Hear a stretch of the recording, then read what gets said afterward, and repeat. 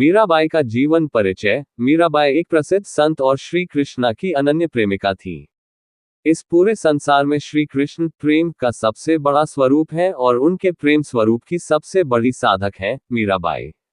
अपने स्वयं के परिवार से आलोचना और शत्रुता भरा व्यवहार मिलने के बावजूद मीराबाई ने जीवन भर श्री कृष्ण की भक्ति की और संतों जैसा जीवन जिया।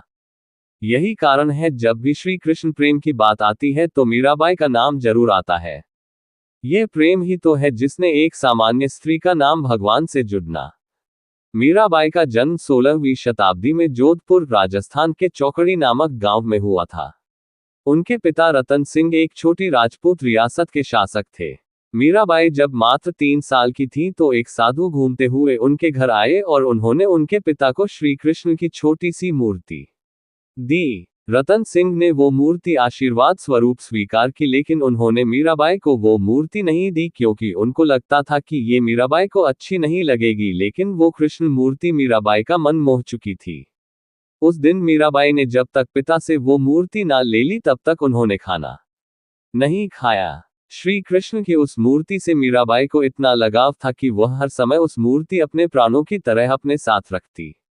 मन ही मन मीराबाई श्री कृष्ण के उस स्वरूप को अपना चुकी थी। उनके लिए अब श्री कृष्ण ही मित्र, पति और प्रेम थे। मीराबाई जब युवा हुई तो एक बार उनकी गली में बारात आई हुई थी तो मीराबाई ने उत्सुकतावश अपनी माँ से पूछा कि माँ, मेरा पति कौन है। माँ ने थोड़ा मजाक में बोलते हुए कहा कि बिटिया, तेरे पति तो खुद श्री कृष्ण है। इस बात का मीराबाई पर गहरा प्रभाव पड़ा। मीराबाई की माँ अपनी बेटी का समर्थन करती थी और मीराबाई के कृष्ण प्रेम का सम्मान भी करती थी, लेकिन कुछ ही समय बाद उनकी मृत्यु हो गई। मीराबाई के पिता ने उनका विवाह राजकुमार भोजराज के साथ निश्चित किया।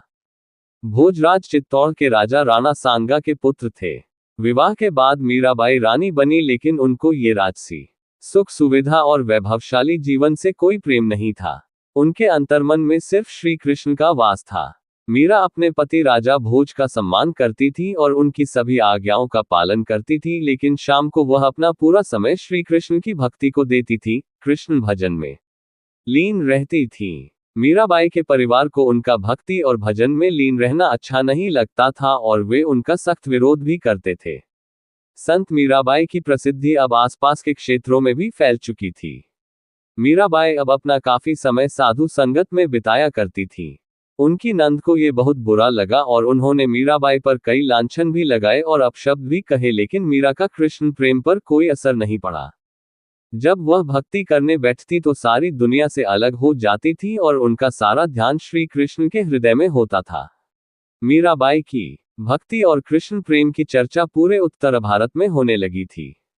कहा जाता है कि जब मुगल सम्राट अकबर को ये बात पता चली तो उनको भी मीराबाई से मिलने की इच्छा हुई।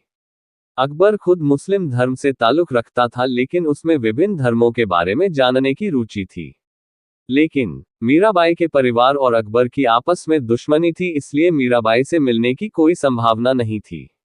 अकबर मीराबाई से इतना प्रभावित था कि वह वेश बदलकर भिखारी के वेश में मीराबाई से मिलने गया और उसने साधु संगत में बैठकर मीराबाई के प्रेम वचन और भजन सुने तो वह इतना प्रभावित हुआ कि मीराबाई के चरणों में गिर पड़ा और एक बहुमूल्य हार मीराबाई को उपहार में दिया। दुर्भाग्यवश अकबर के आने की खबर मीराबाई के पति भोजराज तक पहुंच गई और उन्हें मीराबाई का अकबर से मिलना बहुत अनुचित लगा। इससे क्रोधित होकर भोजराज ने मीराबाई को नदी में डूबकर आत्महत्या करने की आज्ञा दी। बेचारी मीराबाई ने बिना कुछ बोले अपने पति की इस आज्ञा को स्वीकार कर लिया। कहा जाता है कि जब मीराबाई नदी में डूबने जा रही थी तो खुद श्री कृष्ण ने उनको बचाया और उनको राजमहल छोड़कर वृंदावन आकर भक्ति करने को कहा। तब मीराबाई अपने कुछ भक्तों के साथ मिलकर वृंदावन चली गईं। अगर आपको स्टोरी अच्छी लगी हो तो लाइक, कमेंट और चैनल को सब्सक्राइब जरूर करें। धन्यवाद।